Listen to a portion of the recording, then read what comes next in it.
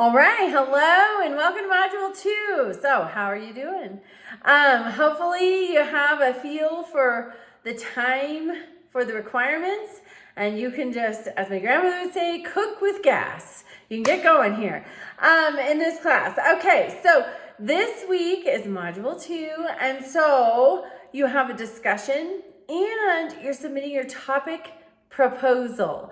So this is a big week because that topic that you pick, you're going to be married to it until Module 7 when you submit your final project. And you'll have assignments every module that deal with it. So pick something that is interesting to you, something relevant to you, something you're passionate about so that you don't burn out partway through the class. All right, for the discussion this week, we're looking at hidden aspects of history. So what we see is the story of history is told by humans. We, all of us, no matter how impartial we think we are not. If you give me a whole color palette to choose from, I am going to pick red every time. Excuse me, somebody else may pick pink. Somebody else might pick yellow. Somebody else might pick blue, green. We have preferences. We have bias. We have perspective that is unique to us. So as historians, when we start telling the story of history, we're going to make sure that the things we think are important are in there. But what about the things we think are not important? Where are they? And so sometimes some of the historical happenings, the historical actors, they're hidden from history because they're not included in the story.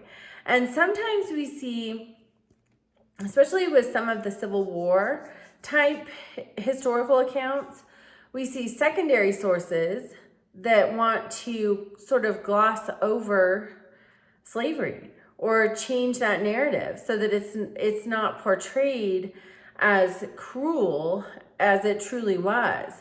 And then we see primary sources like Harriet Tubman, Frederick Douglass, where we see how awful, how heart-wrenching, just it was tragic and cruel and terrible. We need those primary source accounts to tell that full story. And that's something when you get into World War II history. So the Soviet Union, they are thought to have required their historians to tell the story of history in a light that painted the Union as positive. So there again, we don't have a whole story. And another thing with World War II, many of the primary source documents, say German primary source documents, many of those were destroyed in the bombing campaigns in Berlin. So a lot of our World War II history was prepared by lawyers. And so what are lawyers doing? They're making a case. They were prepping for the Nuremberg trials. And so history, hopefully, is seeking to tell the whole story. Lawyers are seeking to prove their case. And so the information needs are very different. So there are often many factors, cultural factors, legal factors, governmental factors, that go into this story of history, and very often the whole side of it doesn't get told. So that's something to keep in mind. All right. So your discussion and your project proposal. Remember, this is just the proposal. So you're going to select your topic for the project, and then you'll use part 1 of the project template. It's included in the guidelines and rubric. And you'll do that for the introduction and background of your paper. You must adhere to this template to be eligible for full credit. All right, remember that. And plus it just helps me as I grade. So you're going to submit a 1 to 2 page paper with your topic proposal. You need to include at least 3 sources, and one must be a primary source. So what's a primary source? A primary source is a raw material of history. It's told by an actual participant. It's a letter, it's a diary, it's a timely newspaper article.